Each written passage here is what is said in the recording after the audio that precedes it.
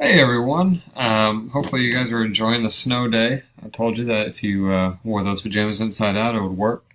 Um, Unfortunately, I won't be there obviously Thursday and Friday for us to finish up the notes together. So here is your um, lecture video that you need to use to finish up your notes for Standard 1. As you can see, this last section is titled The Emergence of Political Parties. So at the end of, well, first, actually, there's only 15-minute videos that these segments can come in. So if I run out of time, there might be another video that is posted as well. So I'll label them video 1 and video 2 for you to ensure that you get them in the correct order. So we were talking yesterday about the Constitution and the Bill of Rights and kind of establishing the foundation for America after the Revolutionary War ends in 1783 with the signing of the Treaty of Paris.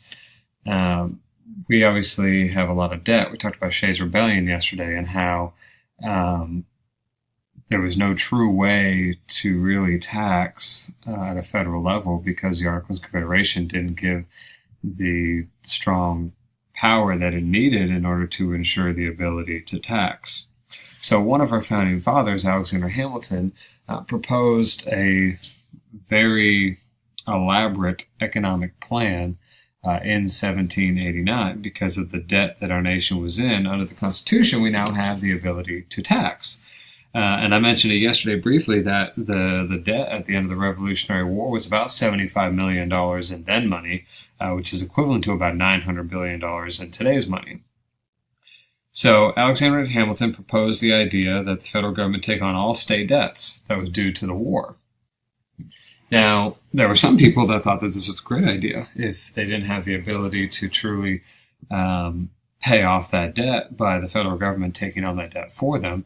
It meant that it wasn't really just their problem anymore. But you had some states in the South. Remember, not a whole lot of people in the South supported the Revolutionary War. People in the South who didn't want to pay somebody else's war for somebody else's debt. So it was a very controversial piece of this economic plan that Alexander Hamilton put together. The fact that you were going to have all these states come together under one umbrella policy, essentially, that was going to be paid by the federal government. So in order to raise revenue and strengthen the economy, Hamilton wanted to establish an excise tax, which is just a fancy way of saying a use tax. So if you use it, you pay a tax on it. It's like property insurance, for example. You don't pay property insurance unless you have a house, unless you're using a house. So there was going to be an excise tax on whiskey. Now, keep in mind, a lot of people drank alcohol casually. They didn't necessarily drink as parties or anything like that, but because of the lack of clean water, more people consumed alcohol than what we would see today. So there was a tax on whiskey, and he wanted to impose a tariff, which is a tax on imported goods. Now, the idea behind the tariff is you're protecting American-made goods. When your economy is in a downturn, protecting American goods sounds like a fantastic idea because it means more money is kept in your economy. But when you tax imported goods, what usually ends up happening is those countries then tax your goods. And so you're not exporting as much as you probably would have without that tariff. So those are the two big pieces of his economic plan. And Washington, George Washington, of course, supported this plan. However, you had many of the people, including Thomas Jefferson, who was completely against the idea of a national bank and taking on state debts and so forth. Now, the argument against the national bank is that the power would be in the hands of a few rich guys in the North, and therefore it would increase the national power over all the little state banks, and that would impact the South the most. The South was very agricultural, remember, so you had a few wealthy people and then everybody else was poor. If you have a bunch of rich guys in the North who are regulating all the bank systems, the South felt as though it would just be the revolution all over again because their rights and their needs would not be represented. Now, I'm going to go at a relatively steady pace here. So if you need to pause in order to finish writing, you can go ahead and do that and then pick up with the next slide. So part of the opposition, as I said, was Thomas Jefferson, and he believed that the federal government should restrict itself to those powers specifically stated in the Constitution, which did not give the authority for a national bank. Remember, Thomas Jefferson is an anti-federalist, and those that were federalists believed in what we called yesterday, and you should have included it in your notes yesterday, the elastic clause, the fact that the Constitution has the ability to stretch based on the times, based off of the needs, based off of the necessities. James Madison specifically stated that the national bank was straight up unconstitutional. It was not in the Constitution, and the fact that you're creating more government power was against the Constitution's principles. The whole reason the revolution was fought was to avoid strong central government. So the Southerners, as we mentioned just a second ago, opposed Hamilton. They were against tariffs because they felt as though that would eliminate the amount of exporting goods from the South, which, as with this point, we're talking about cotton mainly, and you still have rice and indigo and everything but cotton. And by this point, as we get into the 1800s, is really the big foundation for the Southern economy. And they were against paying other people's debts, and they were fearful that if we imposed tariffs on others, and they would impose tariffs on us, which is historically what has happened over the last 200 years. Also, permitting Congress to do more than the Constitution states, according to Southerners, is dangerous, overstepping boundaries, essentially. Now, the whiskey tax that Hamilton proposed was least popular with people that were living in western Pennsylvania, Virginia, North Carolina, and Maryland, because it was in those states specifically where most of the grain came from that was then converted into the whiskey that tax would have been placed on. So a lot of these farmers in those states, Pennsylvania, Virginia, North Carolina, and Maryland, they end up protesting. And what results is the Whiskey Rebellion of 1794. And specifically, the Whiskey Rebellion is going to be started by Pennsylvania farmers. And they just refused to pay the tax, similar to what we saw with Shays' Rebellion. And this goes back to the original principle of no taxation without representation, this idea that you're going to tax us when we don't want to be taxed. Now, this whiskey tax that was going to be imposed, it was the first tax on a domestic product by our newly formed government. So it was one of the first taxes that are instituted under the presidency of George Washington in 1791. The uprising will finally end when Washington's able to gather the military force and halt the violence. So there's the difference between Shays' Rebellion and between the Whiskey Rebellion.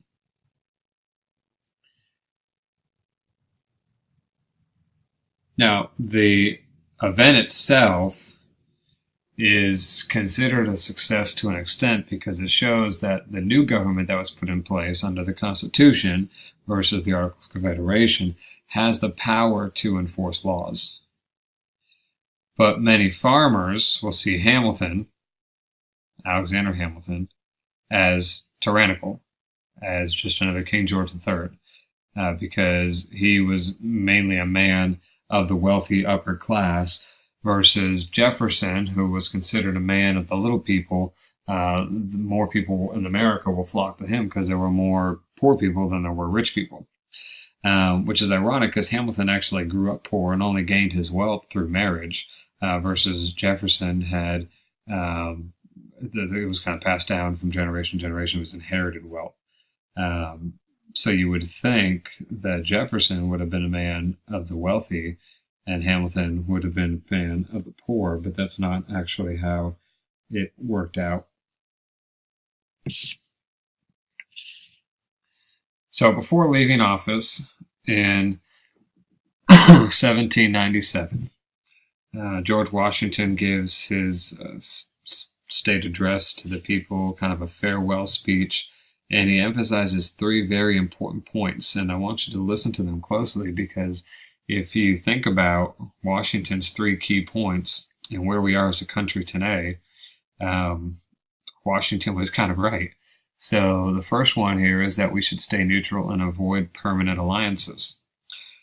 We haven't gotten there yet, but you might already know permanent alliances are what caused World War I and World War II.